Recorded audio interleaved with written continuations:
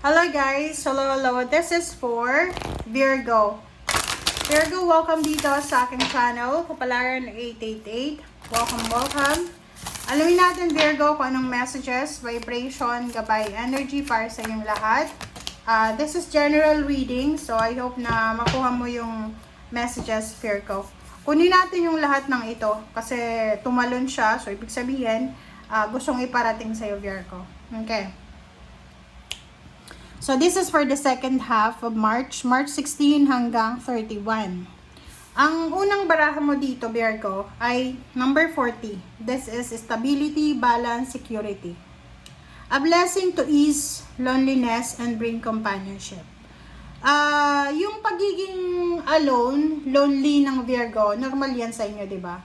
Kasi may mga ibang Virgo na mas komportable kayong mag-isa, mas komportable kayong nasa loob ng kwarto, mas komportable kayong wag lumabas sa comfort zone nyo. So, dito sa barahang to, sinasabi ng baraha sa'yo na you will have a blessing or you will have a possibility, an opportunity na medyo mabawasan yung kalungkutan mo because of someone na pwedeng makatulong sa'yo para hindi ka na malungkot. I don't know kung sino siya. Okay. Next is number 30. So, 40, 30. This is 4, 3. A blessing to lift sadness. So, same din dito. Okay? So, pareho lang to. Bakit ka ba malungkot? Paki-comment nga sa comment section. Okay? Mag-comment ka. Virgo. Kasi kung makikita mo dito, pareho tong barahang to eh. Sinasabi ng baraha sa'yo, Virgo, na sa 2 linggong ito, you will have the opportunity na maging kalmado, mawala yung sadness, medyo magiging masaya ka. Parang hindi ko alam, but you know the Virgo, may mga Virgo na talagang ang bilis ng nyo, ang bilis ng mag-shift ng emotion nyo. Parang gano'n. Mabilis kayong magalit, mabilis kayong malungkot. Panay overthink nyo. So, dito sa barahang to, siguro for the second half ng March, may mga tao na makakatulong sa'yo para maging masaya. There's an occasion, there's a celebration na posibleng isa-celebrate kayo. Okay? And next is yun, kaibigan. So, a blessing on a friendship, number 14. So, may mga worries ka, may mga kinakatakutan ka, may inaalala ka, may mga regrets ka sa buhay. But you are lucky because you have companion, like you are married, you have boyfriend, girlfriend, you have parents, you have siblings or friends na makakatulong sila sa'yo sa 2 linggong ito para ma-overcome mo yung lahat ng mga nararamdaman yung sadness. Okay? And last card dito, sinasabi ng barahan na a blessing. This is 24/6. This is balance.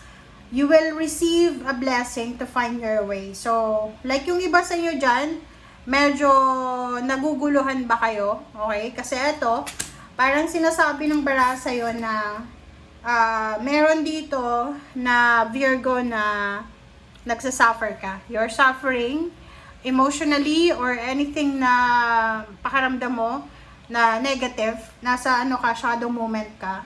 Medyo punong-puno ka ng regrets, worries, pag-aalala.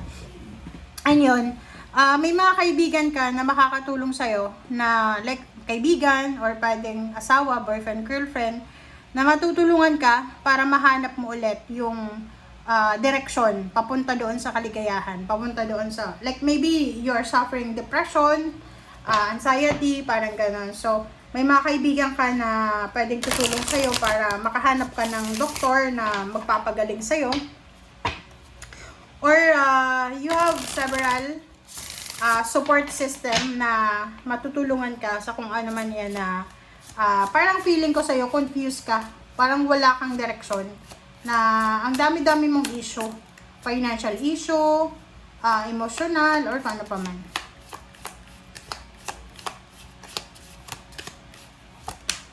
Alright, next card natin is Dawn.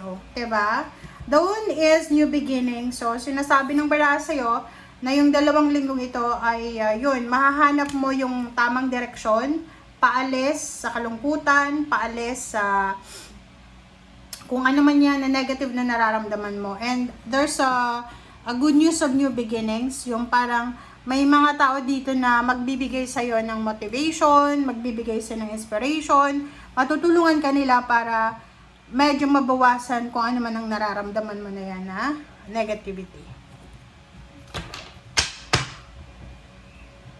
Alright.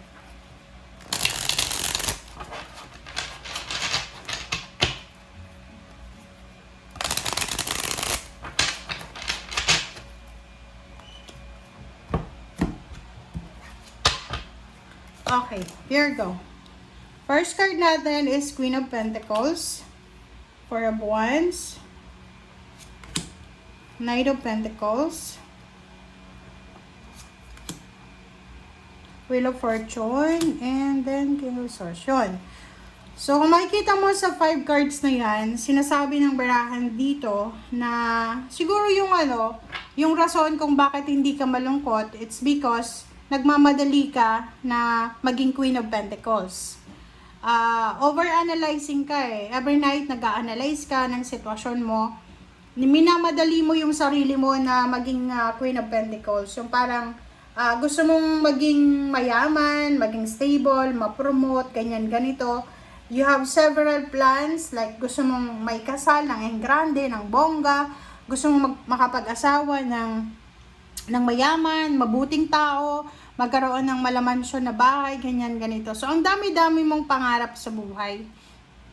Minsan, guys, normal yun sa inyo eh. Like ikaw, bilang Virgo, or the other person na, like yung kaibigan mo is Gemini, and Leo. Ang combination ng Virgo, Gemini, tsaka Leo, sobrang dreamy kayo eh. 'Di ba? Yung parang, sobrang galing nyo manifest, like ima-manifest mo, parang sasabihin mo, 1 year from now makakatagpo ako ng relationship, 1 year from now ikakasal ako, ganyan ganito. So sinasabi ng bara sa'yo dito na you have the power to manifest dreams or goals. So wag kang malungkot, okay? Kasi yun, may kanya-kanya tayong timeline. As long as na ginagawa mo yung best mo, as long as na alam mo sa sarili mo na, hardworking ako eh. Ginawa ko yung best ko. So, bakit ako malulungkot? Bakit ako magpapanik? Okay? So, sinasabi ng bara sa'yo, don't you worry. Kasi there's a King of Swords dito. There's a new direction. Halimbawa na yung ginagawa mo siya ngayon is parang feeling mo helpless and worthless ka. Useless yung ginagawa mo, walang kwenta eh, parang ganon. But, sabi sa'yo dito na don't worry kasi there's a direction here. Isang direction na posibleng magdadala sa'yo ng pagbabago, lalo na sa salapi. Maybe you will receive a confirmation about the application na ginagawa mo. Yung mga plano mo dyan, dahan-dahanin mo lang eh. And as much as possible, para wala kang mabawasan yung sadness mo or kung ano pa man, wag na wag kang mag-i-expect. Yun yung problema sa inyo eh. Yung mga Virgo kasi mahilig kayong mag-expect. Yung pag inalis mo yung expectation mo, mamumuhay ka ng libre, mamumuhay ka ng free. Kasi maiisip mo na wala akong ini-expect eh. So whatever lang na mangyari, yun na yun. Parang ganon. Okay, Queen of Pentacles. Yung Queen of Pentacles natin is Hermit. So, yun, sinasabi ng bara sa'yo dito na, okay, given. Lahat ng tao dito sa mundo, lahat tayo nagtatrabaho para makuha natin yung financial success. But, sinasabi ng bara sa'yo dito na, yung Hermit na to, kailangan mo daw na tumahimik. Ibig sabihin, habang tinatrabaho mo kung ano man ang success na yan, na gusto mong mangyari sa buhay mo, huwag kang masyadong mag-overanalyze gabi-gabi. Like for example, ganito yon. Like for example, kumikita ka ng ng normal pay sa Pilipinas or nasa ibang bansa ka. Normal pay yun huwag ka munang kukuha ng investment like or gusto mong magpatayo agad ng bahay. May ganun eh. Like 1 month pa lang sa ibang bansa, nagpa-layout na ng bahay kasi gusto nang magpatayo ng bahay. So every sahod bibili na ng ang message ng bara sa'yo dito, huwag kang magmamadali eh. Kasi everything happens for a reason and wala kang control. Ang magagawa mo lang is kontrolin yung sarili mo. Pero yung pera na darating sa'yo, yung relationship na darating sa'yo, yung nangyayari sa mundo, wala kang control doon. Okay, magician. So, yun, diba? Sabi ng bara sa'yo dito, everything happens for a reason. So, kailangan natin just let go. Let go, let God. Lalo na sa pamilya. Yung mga Virgo dyan na parang, halimbawa na hirap na hirap kang i-manage. Ang dami mong responsibilities sa pamilya mo. Just let go. Let go, let God, let it flow. Okay, Eight of Pentacles and Knight of Pentacles. Dito sinasabi ng bara sa'yo na yon, maybe there's an incoming by the end of March going to April. There's an incoming job offer. So, maybe hindi siya job offer, pero pwedeng ano siya eh, recommendation. Recommendation, i-recommend ka ng kakilala mo sa company or sa employer. So, yun yung kailangan mong paghandaan. Wheel of Fortune, sa usaping relationship, sinasabi ng barahan na in the near future, kung ano man yung issue na yan na pinoproblema mo, kasi namumroblema ka sa, namumroblema ka sa sarili mo, sa emotion mo, sa ibang tao, sinasabi ng barahan na huwag kang mag-alala kasi lahat ay magbabago. Magbabago yan sa tamang panahon. May mga taong kagalit ka, may mga taong ayaw sa'yo, may mga taong ayaw ka rin. Sinasabi ng barahan na huwag kang mag-alala kasi in the near future, mababago ang lahat. Alright? And last card natin is King of Swords. Yung King of Swords mo dito is the Star. So, sinasabi ng bara sa'yo dito na yon. Huwag kang masyadong mag-overthink, mag-overanalyze. Huwag kang masyadong mag-i-expect. Just go with the flow. Gawin mo lang kung ano yung nararapat. Kasi, your dreams, okay?